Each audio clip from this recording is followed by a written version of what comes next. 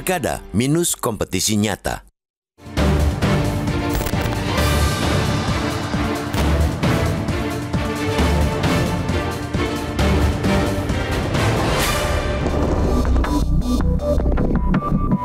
Pelaksanaan pemilihan kepala daerah atau pilkada bukan sekadar ajang untuk mencari pemimpin di daerah. Ajang itu semestinya sekaligus juga bentuk pendidikan politik bagi rakyat, khususnya dalam berdemokrasi. Namun sejauh ini, aktivitas pendidikan politik tersebut masih jauh panggang dari api. Alih-alih menciptakan pemimpin dan memperkuat demokrasi yang lebih berkualitas, ajang pemilihan kepala daerah itu masih diliputi oleh kehadiran calon tunggal di berbagai daerah. Pada Pilkada serentak 2024 ini misalnya, ada 41 daerah yang memiliki satu pasangan calon. Artinya, mereka akan bertarung menghadapi kotak kosong. Kondisi itu jelas amat memprihatinkan, apalagi jumlah pasangan calon tunggal dari tahun ke tahun terus bertambah.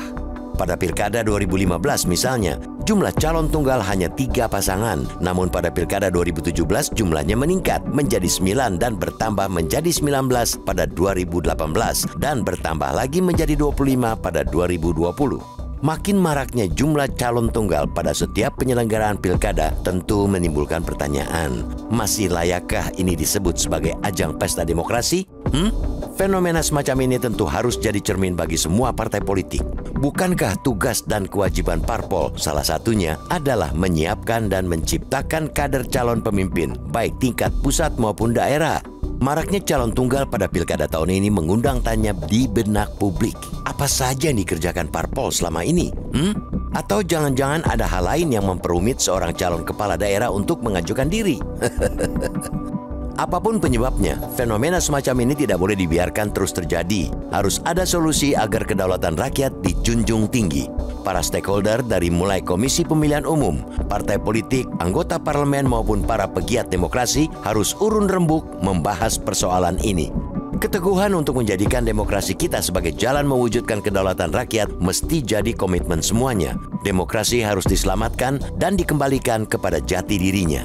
Pilkada dengan calon tunggal jelas tidak boleh dibiarkan terus terjadi karena itu bertentangan dengan prinsip negara demokrasi. Rakyat sebagai pemegang hak suara harus punya pilihan untuk menentukan calon pemimpin di daerahnya.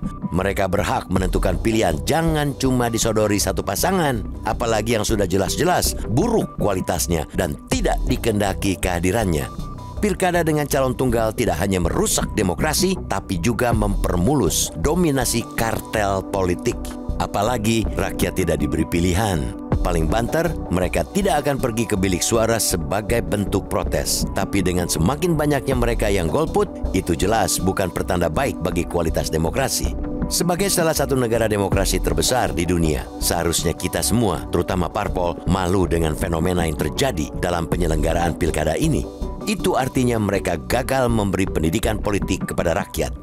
Apalagi dalam Undang-Undang Nomor 2 Tahun 2008 tentang parpol, jelas-jelas disebutkan tujuan umum pendirian partai politik salah satunya adalah mengembangkan kehidupan demokrasi berdasarkan Pancasila dan menjunjung tinggi kedaulatan rakyat. Sementara itu, tujuan khususnya adalah meningkatkan partisipasi politik anggota dan masyarakat dalam rangka kegiatan politik dan pemerintahan. Suka atau tidak suka, harus tegas dikatakan, parpol ikut bertanggung jawab melahirkan fenomena maraknya calon tunggal dalam pilkada ini. Sekali lagi ditegaskan, pilkada bukan sekadar memilih calon kepala daerah, tapi juga ajang pertarungan gagasan. Bagaimana visi dan misi para kandidat dipertaruhkan untuk dapat menyelesaikan problem yang dihadapi masyarakat di daerah tersebut. Di situ dibutuhkan para calon pemimpin yang bernas, bukan dengan otak kosong, apalagi cuma kotak kosong.